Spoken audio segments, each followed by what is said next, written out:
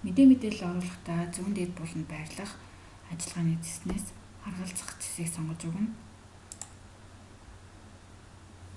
За ингээд гарч ирэх талбаруудыг хэрхэн бүглэх талаар та бүхэн зааварчлаа.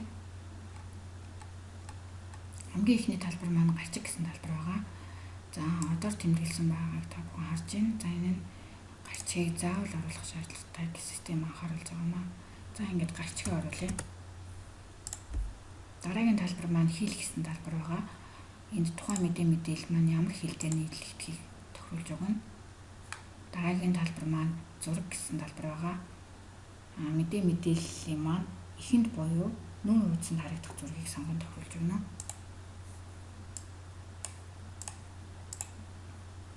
За ингээд зургийн замыг заасны дараагаар хуулах товч дарж мэдээлэлд зураг оруулах боломжтой болно. Дараагийн талбар маань англи гэсэн талбар байна. За англиг заавал тохируулах шаардлагатай систем анхааруулсан байна. Одоор тэмдэглэж за ингээд мэдээлэл гэсэн зэсийг сонголоо. За энэ нь бол юу гэсэн утгатай вэ гэхээр тухайн мэдээлэл гэсэн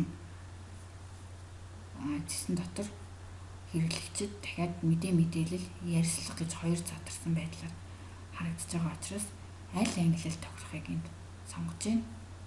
За төсөл хэрэгжиж буй аймаг гэсэн талбар байна. За энэхүү талбар маань хэрвээ тухайн мэдээлэл 8 ихт хэрэгжиж буй төсөлтэй холбоотой мэдээлэл бол аймгийг сонгож өгөх шаардлагатай. За дараагийн талбар маань сэдв гэсэн талбар байна. Энэхүү талбар маань мэдээллийн ерөнхий агуулга сэдвийг илэрхийлэх үгнүүдэд тусгаарлан оруулж байгаа. За үндсэн текст гэсэн талбар байна. Энэхүү талбарт тухайн мэдээллийн үндсэн текстийг тааруулж өгөх шаардлагатай. За ингээд текстээ оруулъя.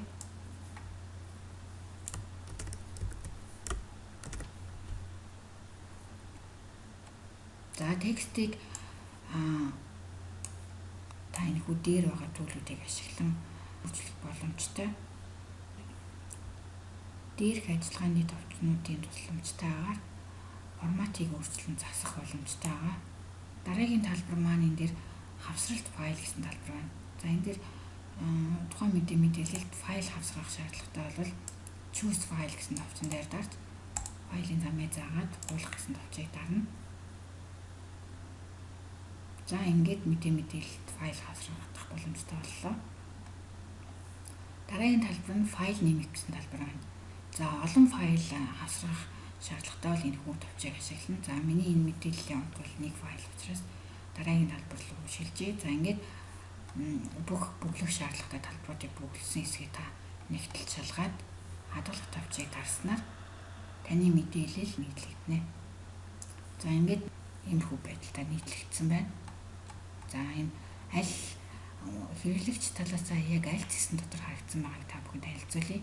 Мэдээ үйл явдлын мэдээ гэсэн хэсэгт энд нийтлэгдсэн байна.